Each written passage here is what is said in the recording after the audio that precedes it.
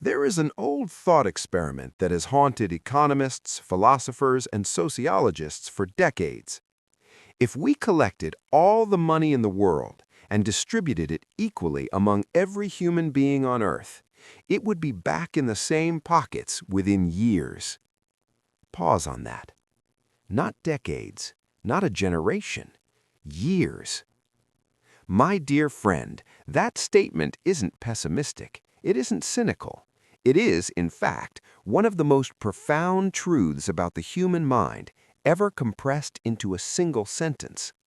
Because what it reveals is this: poverty and wealth are not conditions of the wallet, they are conditions of the mind. And today, we are going to do surgery on that mind. Before we go any further, we need to dismantle the lie you've been told about what wealth actually is. Society taught you that wealth is your net worth, the number in your bank account, the car in your driveway, the square footage of your home. But my dear friend, that definition is deeply, dangerously wrong. Here is the real definition of wealth, and I want you to write this down. Wealth is time. Specifically, how many days can you survive at your current standard of living without working? That's it. That's the equation. If you stopped working today, completely, permanently, how long before your life collapses? For most people, the honest answer is 30 to 60 days, maybe 90 if they're careful. After that, the walls close in. That is not wealth. That is a sophisticated form of survival. True wealth is when that number becomes infinite, when your money works so that you don't have to, when your assets breathe so that you can. Now the question is, how do people get there? And more importantly, why do most people never arrive? The answer lives inside 4 patterns of human behavior. Robert Kiyosaki, in one of the most underrated financial books ever written, The Cashflow Quadrant, mapped the entire working world into 4 psychological archetypes, not job titles, not income levels, psychological patterns. Let's walk through each one, not as categories, but as mindsets. The employee lives by one master emotion: security. Now, security is not a weakness. It is a deeply human need, wired into our nervous systems since our ancestors needed to know where the next meal was coming from. But in the modern financial world, the pursuit of security has become a beautiful trap. The employee trades time for money every single day, and here is the silent agreement buried inside that trade. I will give you my hours, you will give me certainty. My dear friend, the problem is not the paycheck. The problem is the psychology underneath it. The employee has unconsciously outsourced their financial destiny to someone else, a corporation, a government, a manager. They have built their entire sense of safety on a foundation that someone else controls. And when that foundation shifts, when the company restructures, when the economy contracts, when the industry is disrupted, the employee discovers that their security was never really theirs at all. The chain isn't visible, but it's real. Now here is where it gets interesting. Because the self-employed person looks free. They left the job, they started the business, they answered to no boss, they feel liberated. But my dear friend, look closer. The self-employed person didn't escape the trap, they became the trap. Ask any freelancer, any solo consultant, any independent contractor the most honest question you can ask. What happens to your income if you stop working for 60 days? The answer, almost universally, is it disappears. This is what Kiyosaki meant when he said the self-employed don't own a business, they own a job that follows them everywhere, a job that calls them at midnight, a job that punishes them for taking a vacation. The psychology here is equally revealing. The S-type often suffers from a belief that no one can do it as well as they can. They grip control tightly because they've been burned by delegation. They believe that their presence is the product, and so they spin, faster and faster, generating more income perhaps, but never generating freedom. Now we cross the line, the invisible line that separates the active income world from the passive income world.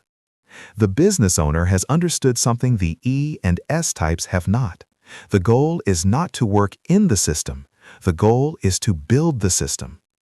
A true business, in the Kiyosaki sense, is one that functions without you, where processes, people, and protocols replace your personal presence, where the machine runs whether you're in the room or on a beach or asleep. This is not about hiring employees. It's about designing systems. It's about asking a fundamentally different question every single day. Not what do I need to do today, but what do I need to build so that this does itself? My dear friend, this is where the real mental shift lives. The B type thinks in architectures, not tasks, in leverage, not effort, in scalability, not capacity. And here is something remarkable happening in our era. Artificial intelligence, tools that automate research, writing, customer service, data analysis, creative production, is collapsing the distance between the S and the B quadrant. A solo consultant with the right AI systems can now operate with the leverage of a team. A one-person brand can now scale with the infrastructure of a company. The barrier to building systems has never been lower. The question is whether your mindset has caught up with the tools available to you. At the apex of the quadrant lives the investor. The investor has achieved the final inversion. They have made money their employee. Capital goes to work. Capital generates returns. Capital compounds, silently, relentlessly, while the investor sleeps, travels, creates, or simply lives. This is not passive income in the shallow social media sense. This is the result of years of disciplined accumulation, studied deployment, and the patience of someone who thinks in decades rather than months. The investor's psychology is characterized by one defining trait: delayed gratification at a civilizational scale. They are willing to sacrifice the pleasure of today's spending for the freedom of tomorrow's compounding. The wealthy don't earn their way to freedom, they invest their way there. Now, my dear friend, let's get practical. Because understanding the quadrant is not enough.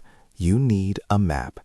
Here are 3 steps to cross from active income to passive income, not by changing your job, but by reprogramming your operating system. Before you change a single financial decision, you must examine the beliefs running underneath them. Do you believe that money requires your constant presence? Do you feel guilty when you're not working? Do you trust systems or only yourself? These are not personality traits. They are learned software, installed by your upbringing, your culture, your experiences, and software can be updated. Start by simply asking, how would I think about this if I were already free? That question alone begins to rewire the architecture. Every S-type has at least one skill that the market values. The move is to stop selling that skill by the hour and start packaging it into something that sells while you sleep. A course, a template, a tool, a service delivered by a process rather than by your hands. And here is where AI becomes your greatest ally. Use it to document your processes. Use it to build the knowledge base. Use it to handle the first layer of client interaction. You are not replacing yourself. You are replicating your expertise into a system. This is the bridge between S and B. It is not glamorous. It is architectural. Every time your income grows, resist the instinct to expand your lifestyle at the same rate. This is the discipline that separates the temporarily comfortable from the permanently free. Direct surplus capital into assets, equity, real estate, index funds, ownership stakes, instruments that generate returns independent of your labor. This is the slow, unglamorous, profoundly effective path to the I quadrant. My dear friend, patience here is not passive. It is strategic. Let me return to where we began. If all the world's money were redistributed equally tomorrow, it would drift back to the same hands. Not because the system is rigged, not because of conspiracy, but because the patterns inside people's minds would recreate the same outcomes from a blank slate. The wealthy would rebuild, not because they are smarter, but because they carry, inside them, a different relationship with money, time, systems, and patience. My dear friend, what you carry inside you is not fixed. It was learned, and what was learned can be unlearned. What was installed can be updated. Financial independence is not ultimately about the numbers. It is about something far more human. It is about the quiet dignity of knowing that your time belongs to you, that your presence in a room is a choice, not a necessity, that you work because you want to, not because you must. That figure is not a fantasy. It is a destination, and the road there begins not with a bigger paycheck, but with a different mind.